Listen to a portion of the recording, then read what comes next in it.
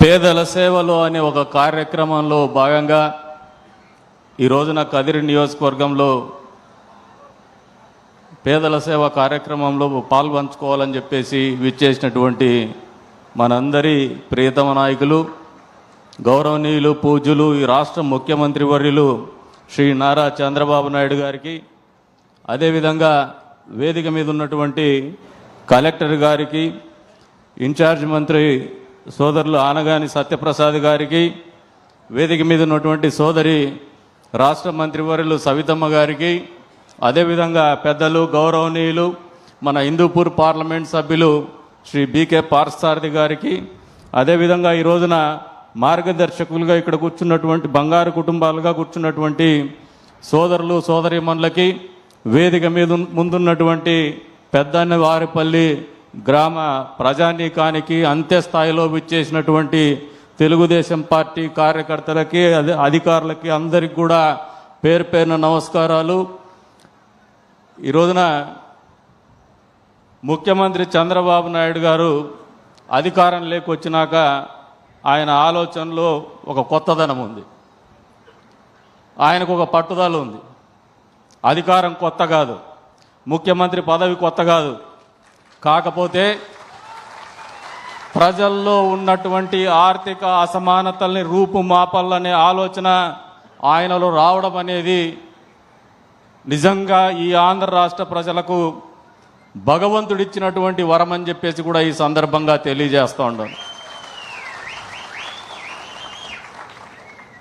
ఈ రోజున ఈ మండలంలో ఈ గ్రామాన్ని ఎంచుకున్నప్పుడు వచ్చినటువంటి జిల్లా ఎమ్మెల్యేలు కూడా అడిగినారు, ఇది ఎందుకు ఇంత రిమోట్ ప్లేస్లో పెట్టుకున్నారు, మారుమూల ప్రాంతంలో, అందులో పెద్ద గ్రామం కూడా కాదు ఇదని చెప్పేసి. ముఖ్యమంత్రి వర్యులకు ప్రశ్నించినటువంటి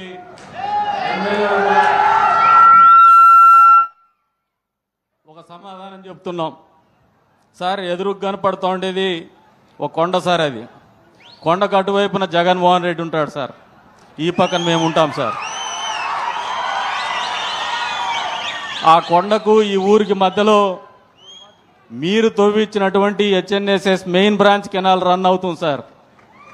మీరు గతంలో ముఖ్యమంత్రిగా ఉన్నప్పుడు ఏదైతే దాదాపు 100 కోట్ల రూపాయలు వెచ్చించి ఈ ప్రాంతం గుండా HNSS main branch canal, Punganur branch canal రెండు కూడా పంపించి అటువైపునైతే చెర్లోపల్లి రిజర్వాయర్ జలానికి మీరు కృష్ణా నదీ జలాలను అందించి, ఈ ప్రాంతంలో ఏదైతే మెయిన్ బ్రాంచ్ కెనాల్ ఉండిందో ఆ రోజుల్లో నీళ్ళు ఇవ్వలేనటువంటి పరిస్థితుల్లో మళ్ళీ అధికారంలోకి వచ్చినటువంటి జగన్మోహన్ రెడ్డి 5 ఏళ్ల పాటు ఒక్క రూపాయి కూడా ఖర్చు పెట్టకుండా ఈ ప్రాంతానికి ఒక్క చుక్క నీళ్లు ఇవ్వనటువంటి పరిస్థితి వాస్తవమా కాదని మీరు అందరూ తెలియజెప్పమంటున్నాను ముఖ్యమంత్రి గారికి.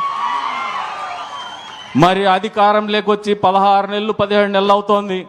ఈ 16 నెలలు 17 నెలల కాలంలో మొదటిసారిగా మొదటి క్వార్టర్లోనే, అంటే మొదటి 4 నెలల్లోనే హంద్రినీవా మెయిన్ బ్రాంచ్ కెనాల్ ద్వారా మీ మండలానికి నీళ్ళు ఇచ్చినటువంటి ఘనత చంద్రబాబు నాయుడు గారికి దక్కుతుందా లేదా ఒక్కసారి చెప్పమంటున్నాను.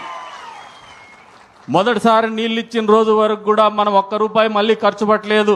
అప్పట్లో ఏదైతే ముఖ్యమంత్రిగా చంద్రబాబు నాయుడు గారు తవ్వినటువంటి కాలువలోనే నీళ్ళు ఇచ్చినాం, కానీ జగన్మోహన్ రెడ్డి యొక్క భాగస్వామ్యం నయా పైసా లేనటువంటి పరిస్థితులు ప్రజలకు తెలియజెప్పాలా, వాళ్ళ జీవితాల్లో వచ్చినటువంటి మార్పుల గురించి వాళ్ళందరికీ కూడా ఒక ఆలోచన ఉంది, ఒక నమ్మకం ఉంది, ఒక స్పష్టత ఉంది. కాబట్టే ఈ ప్రాంతాన్ని ఎంచుకున్నామని చెప్పేసి తెలియజెప్తున్నాం సార్.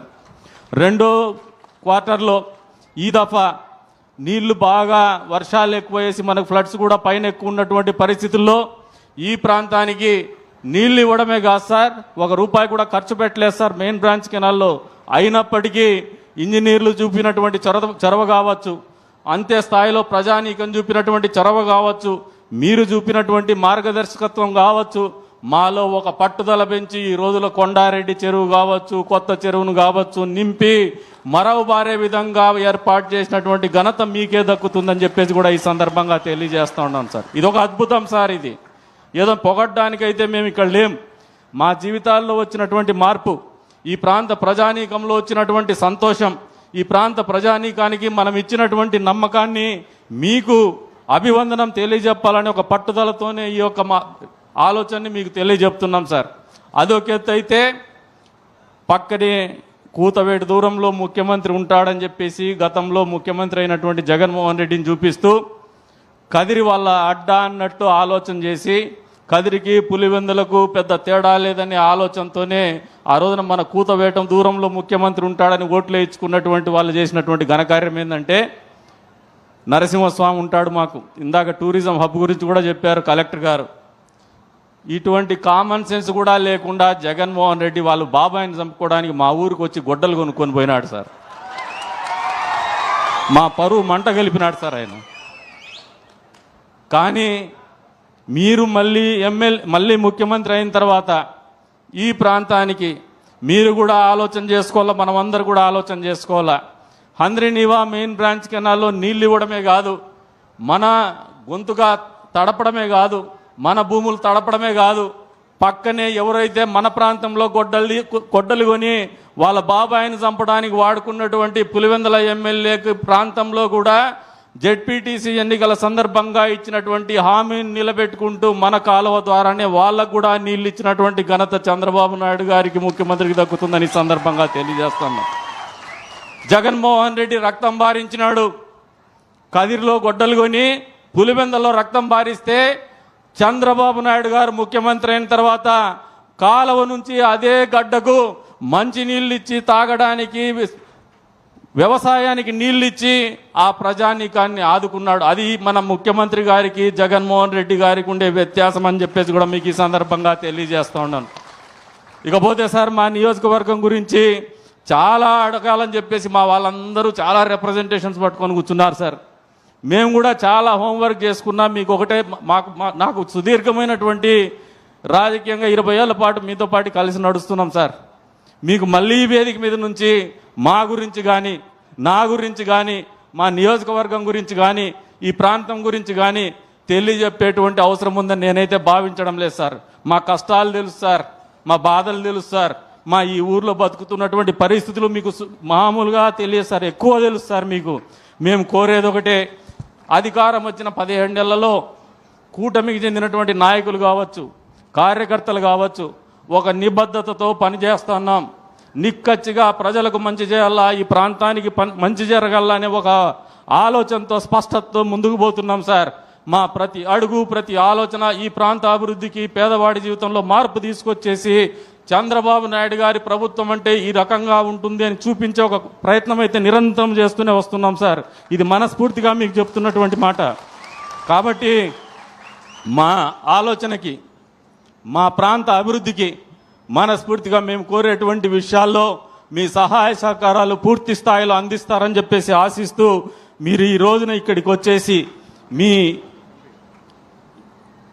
పాదమి మోపినటువంటి నెలలో మా అందరి జీవితాల్లో ఒక నమ్మకాన్ని నిలిపే విధంగా మీకు ఈ కార్యక్రమాన్ని రూపొందించినందుకు గాను మీకు మనస్ఫూర్తిగా నియోజకవర్గ ప్రజలందరి తరఫున ధన్యవాదాలు తెలుపుకుంటూ సెలవు తీసుకుంటున్నాను. జై చంద్రబాబు నాయుడు గారు, జై తెలుగుదేశం. గౌరవ శాసనసభ్యులు